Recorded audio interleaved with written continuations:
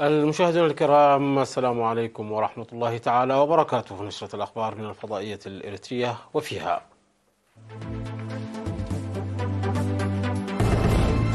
أصحاب سيارات الأجرة في الإقليم الأوسط يعملون لدعم بنك الدم الوطني. البرامج المنفذة لتحسين نتائج الطلاب في إمنحيلي تحقق نتائج جيدة. تمهيد طريق ترابي جديد في مديرية صنعاء.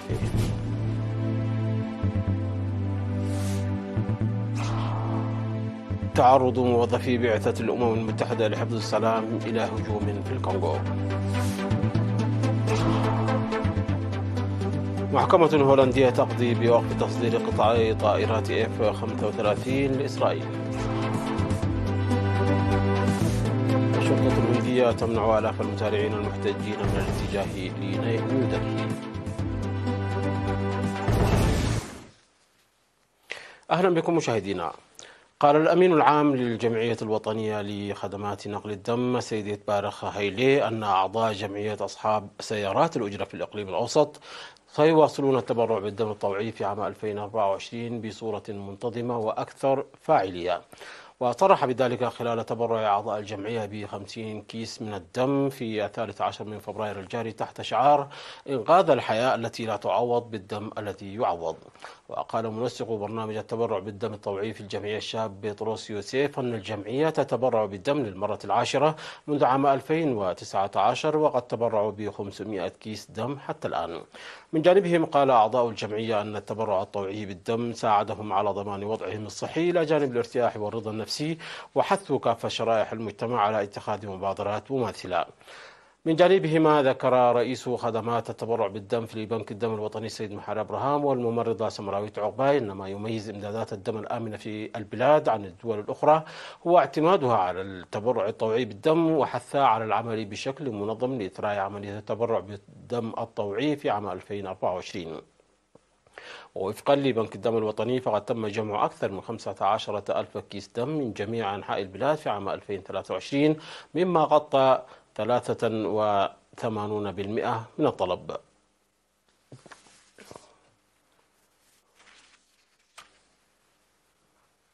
أفاد مسؤول مكتب التعليم في مديرية إمنحيلي الأستاذ مريح كيروس أن البرامج التي ينفذها المجتمع والمعلمون والهياكل الإدارية والجهات المعنية الأخرى لتحسين نتائج الطلاب قد حققت نتائج جيدة.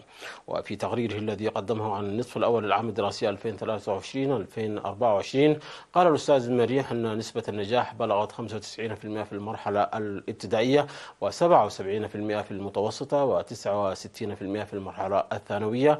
وذكر أن هذه النتيجة لا ينبغي أن تكون هي الغاية المرجوة، بل يجب العمل بقوة على تحقيق نتائج أفضل في النصف الثاني من العام. وحث رئيس فرع التعليم بالإقليم الجنوبي الأستاذ ذهب تزكي كدانه على العمل معا لتنشئة طلاب أكفاء في جميع الجوانب، داعيا للعمل المنسق بهدف تخريج معلمين أكفاء في الوقت الذي تعمل فيه الحكومة جاهدة لضمان جودة التعليم وانتشاره. من جانبها أشادت مديرة المديرية بالإنابة السيدة ترحاس بغادو بالأنشطة التي يتم تنفيذها لضمان تطور العملية التعليمية، مؤكدة وقوف المديرية إلى جانب المؤسسات التعليمية لبلوغ الهدف المنشود. بدورهم عرض المشاركون المشاكل التي يواجهونها في عملية التعليم والتعلم، وحثوا على حل النقص في الفصول الدراسية والمقاعد الدراسية، وبناء أسوار المدارس، ومعالجة النقص في المعلمين والكتب القديمة. وتوجد في مديرية إمنحيلي 15 روضة أطفال، و24 مدرسة ابتدائية، و9 مدارس إعدادية، و3 مدارس ثانوية تقدم الخدمات ل18,670 طالبا.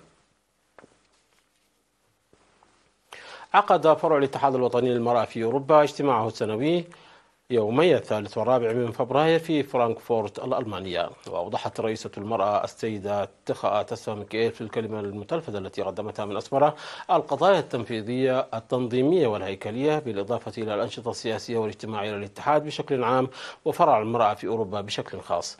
وفي حديثها عن الفرص والتحديات التي يواجهها الفرع، ذكرت السيدة تخا بضرورة تعزيز صفوف عضوات الفرع والتحرك بشكل مخطط وتقديم مساهمات فاعلة لتنفيذ مهامه استخدامه بشكل فعال، وحثت العضوات الشابات على العمل بجدية أكبر لتنفيذ مهامهن بفعالية. من جانبها أوضحت رئيسة فرع المرأة في أوروبا سيدة نيغستي طرقاي أوضاع الاتحاد وخططه المستقبلية، وحثت الأعضاء على زيادة مساهمتهن كدأبهن دوما. وبعد مناقشات مستفيضة حول البرامج والخبرات المكتسبة في المنتديات السابقة، قامت المشاركات بوضع مبادئ توجيهية وأطر للتنفيذ في المستقبل. بالإضافة إلى ذلك تم تقديم ومناقشة محاضرات تناولت أنشطة اتحاد المرأة. وفي الختام أكدت عضوات الفرع استعدادهن لتحقيق وإنجاح خطط العمل. حضر اللقاء القنصل العام السيد كبرآب تخسته، ورئيس الشؤون العامة والمجتمعية السيد كحساي تولته، ورئيس اللجنة الوطنية للإرتينا في ألمانيا السيد يوهانس مبرهتو.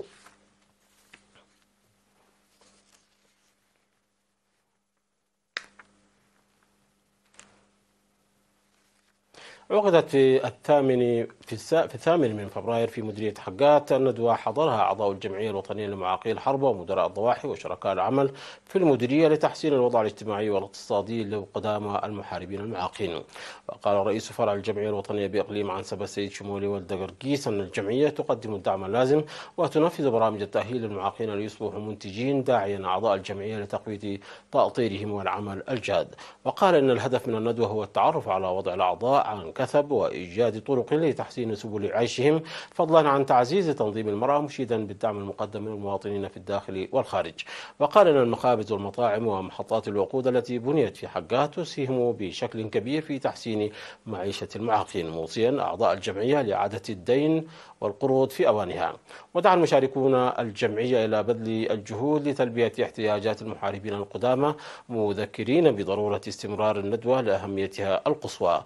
ويبلغ عدد أعضاء الجمعية الوطنية لمعاقي الحرب في مديرية حقات 331 عضوا، من بينهم 32 عضوا.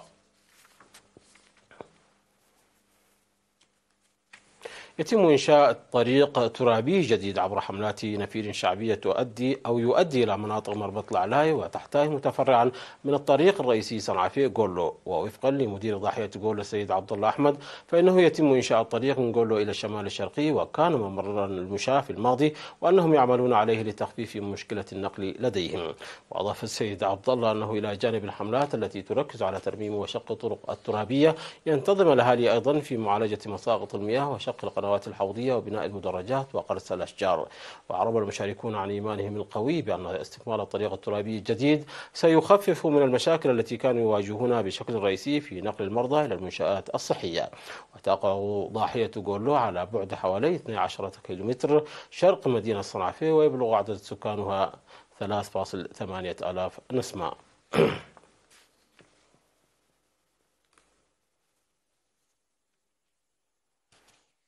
مشاهدينا، نشرتنا تتواصل من الفضائية الإرتية، ولكن بعد فاصل قصير فابقوا معنا.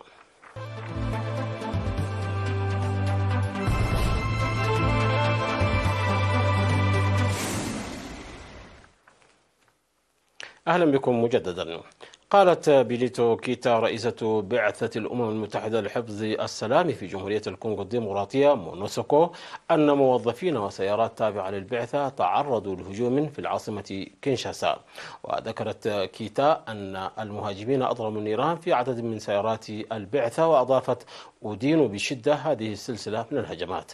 يأتي هذا وسط أزمة أمنية متفاقمة بشرقي البلاد تؤجج حالة غضب من البعثة. وتجمعت حشود على متن دراجات نارية في منطقة جومبي الواقعة على ضفاف نهر، حيث تتمركز فيها البعثة والعديد من السفارات. ووفق وكالة رويترز، فإن الجموع أحرقت إطارات وهاجمت الموظفين.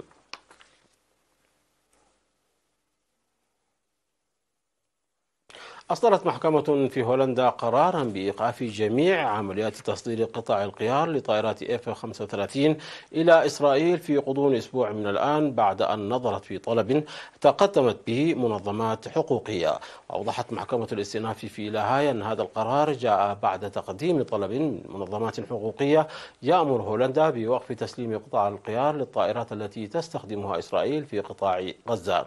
وقالت المحكمة أن هذا القرار يجب أن ينفذ في غضون 7 أيام من تاريخ إصداره. وأوضحت المحكمة أن الحفاظ على العلاقات الجيدة مع الولايات المتحدة وإسرائيل ليس مبررا جيدا لمواصلة تصدير قطع الخيار. بدورها قالت الحكومة الهولندية أنها ستطعن على قرار محكمة الاستئناف أمام المحكمة العليا في البلاد، معتبرة أن هذه الطائرات ضرورية لإسرائيل من أجل حماية نفسها من التهديدات في المنطقة من إيران واليمن وسوريا ولبنان على سبيل المثال، على حد قول الحكومة وفقا لما نشرته وكالة رويترز.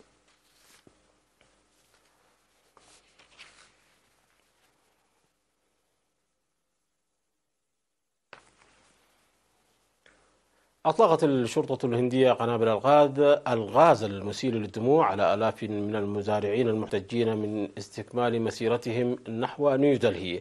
وذكرت صحيفة هندية أن الشرطة أطلقت قنابل الغاز على المزارعين المحتجين عندما اقتربوا من الحدود بين ولايتي البنجاب وهريانا بعد بدء مسيرتهم الاحتجاجية في اتجاه نيودلهي.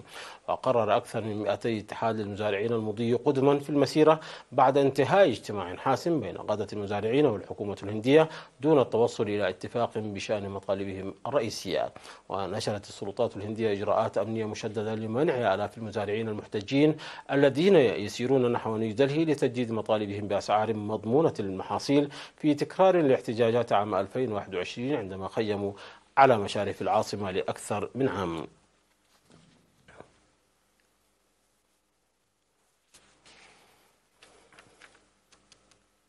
تعرضت ولاية كاليفورنيا لسلسلة من الزلازل بين ليلة وضحاها، حيث ضرب 13 منها الولاية في غضون 25 دقيقة، بما في ذلك زلزال بقوة 4.8 درجات جنوب غرب الولايات المتحدة بالقرب من الحدود بين كاليفورنيا والمكسيك، مما أدى إلى اهتزاز منازل الناس. وقالت هيئة المسح الجيولوجية الأمريكية أن الزلزال الأول وقع بعد منتصف الليل عندما كان معظم الناس نائمون.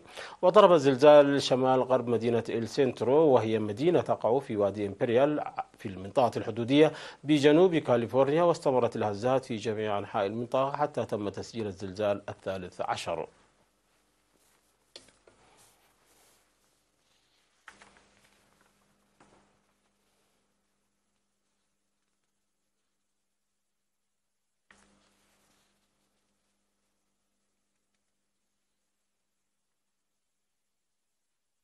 مشاهدينا، قبل الختام إليكم تذكير بأهم ما جاء في هذه النشرة من أنباء. أصحاب سيارات الأجرة في الإقليم الأوسط يعملون لدعم بنك الدم الوطني. البرامج المنفذة لتحسين نتائج الطلاب في المنحين تحقق نتائج جيدة. تمهيد طريق ترابي جديد في مديرية صنعاء.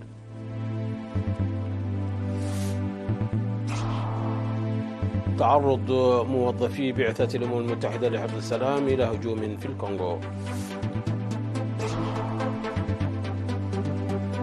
محكمة هولندية تقضي بوقف تصدير قطع طائرات F-35 لإسرائيل. والشرطة الهندية تمنع آلاف المزارعين المحتجين من الاتجاه لنيودلهي. مشاهدينا، انتهت النشرة. شكرا على حسن المتابعة. تحية لكم أينما كنتم. إلى اللقاء.